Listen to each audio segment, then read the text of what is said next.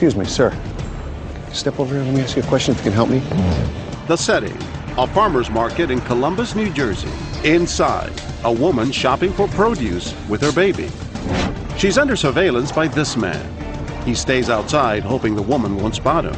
He solicits help from random shoppers. Ma'am, excuse me. I'm a recovery agent. He tells him he's a recovery agent, a fancy term for bounty hunter, and he needs help capturing the woman inside. Let me show you a picture. Hold on. I'm trying to ID somebody inside there with a blue jacket. Do you see the woman I'm talking about? And shoppers seem to want to help. Yeah. Have you ever used handcuffs? No. I'd sooner grab her and put her down. The bounty hunter needs positive ID and asks a shopper to take the wallet from the woman inside. If she walks away from that carriage and you see the wallet, just pick it up and walk it out to me, okay? You're a cop, so I'm not going to get in trouble? Let me show. Come over here. Okay. All right. This is what our bounty hunter flashes, a badge we bought online, no questions asked, and it offers no legal authority. The bounty hunter, his name is George, and he agreed to ask people to do things he normally wouldn't. The woman inside, she's Tracy, an actress playing the role of a mother who may have kidnapped her baby from the father. Will the shopper follow the command of an authority figure and actually take Tracy's wallet? She goes inside the fruit stand, and when Tracy turns her back, she swipes her wallet and brings it back to the man with the badge. Now, why in the world would anyone follow the orders of a stranger? I said, I'll take her down. I'll just throw her down. What's the lesson? Did you learn something here? Yeah. The bad lesson is, showed me a badge that anybody can buy. And almost anybody can be duped.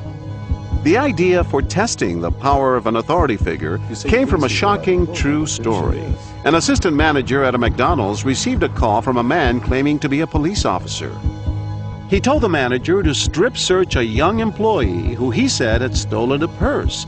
The manager never questioned the man's identity and blindly obeyed.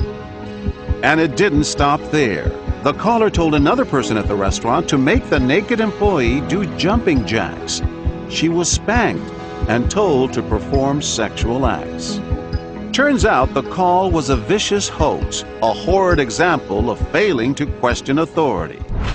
Back in New Jersey, would shoppers question our authority figure? Ma'am, excuse me. Can I talk to you for a minute? I'm working a fugitive job right here. He's about to ask this woman to drug and sedate our fugitive. What I'm going to ask you to do is just put this in there, and what I'm going to try to do is switch the soda on her. This will slow her down a little bit. You're going to spur Mickey, aren't you? Well, it's basically it slows her down. If she gets up, would you be comfortable just dropping this in there? It's outrageous. Will June perform this illegal act? When our actress turns her back, she sneaks in and drops the pill right into Tracy's soda. You actually put the pill in her Yes, neck? I did. He showed me a federal agent badge. So, what am I supposed to think? If I don't, then what? But June, you didn't know this for sure. No, I didn't. What if you harmed this poor woman? Then I guess that would be on my head, too. Luckily for June's conscience and our actress, the Mickey was just some candy that we bought a few minutes earlier. How likely is it for us to listen to someone simply because they seem authoritative? Yeah, I guess I'm a sucker. But also sucked into our plot is this next woman, Crystal. Somebody who kidnapped a child right inside this office right here. I want you to go in just real quick and ID her for me. A little talk about the baby being kidnapped, and then George asks Crystal to do a little kidnapping herself. Our baby isn't real, but Crystal doesn't know that. Okay, what you're going to do is walk back inside the produce area, push the carriage straight to me. Okay. Okay? Without ever questioning our authority figure, Crystal heads inside to look for the baby. She locates the stroller, waits for an opportunity, and then she pushes it right out to George, who's waiting in the parking lot. We were stunned. Walk fast, walk fast. Ma'am, what are you doing?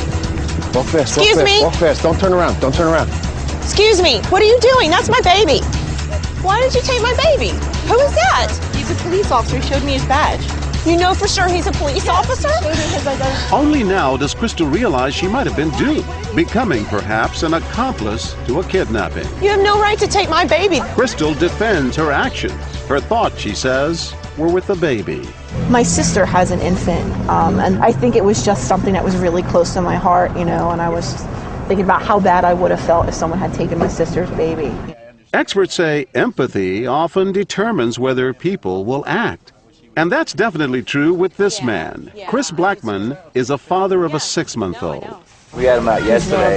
He's got a little snifflies on. Yeah, that's what he has, too. Yeah. And he's drawn to our actress before our bounty hunter even approaches him, because she appears to be a new parent, too. What day was he born?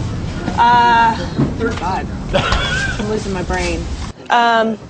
Yeah, like the 7th. My name is Chris. But, Oh, sorry, I come around Tracy. here once in a while. Tracy. Tracy. Yeah, Nice to meet you. We didn't think there was any way Chris could be recruited to help our bounty hunter. He and Tracy, after all, were bonding so well. But watch what happens next. Excuse me, sir. Can I talk to you? I'm a recovery agent. I saw you talking to that girl in there with the blue jacket on. Yeah. I know she got real friendly. Right. She's wanted for kidnapping.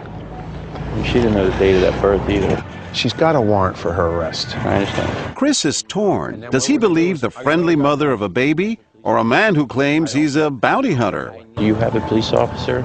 I don't yet. They're on the way. I need that first. Okay. Well, Before I don't can do anything, I need a police officer that's going to confirm what you're telling me. Of the 22 shoppers we confronted, Chris is the only one who really questions our authority figure. Well, I don't have a police officer here now. This is making me a little nervous. Okay. I want to help you out. Okay, well, I'm not asking you to do anything with the baby. Chris is conflicted and ultimately compromises. He refuses to take the baby, but he agrees to block Tracy while George pushes the stroller away. If she comes, just don't let her come towards me. Put it in the basket. I know, that's okay. If she comes, just don't come towards me. Where is my baby? Excuse me, ma'am. What? Can I ask you a question? Move! Please, can I ask you Move! a No, why? Ma'am? No. Where'd he go? Why did you sit there? Why did you do that? Sir, it's okay. Having a fit. Listen to me. Listen, I'm dying. relax. I'm dying right now. This is not real. It's a TV show. Didn't mean to shake you up that way. Wow, it's part of a show called What Would You Do? And the question is, you're torn, and I'm so sorry. I just had a baby. In the heat of the moment, Chris followed his head by asking lots of smart questions, but also followed his heart, trying to protect the baby.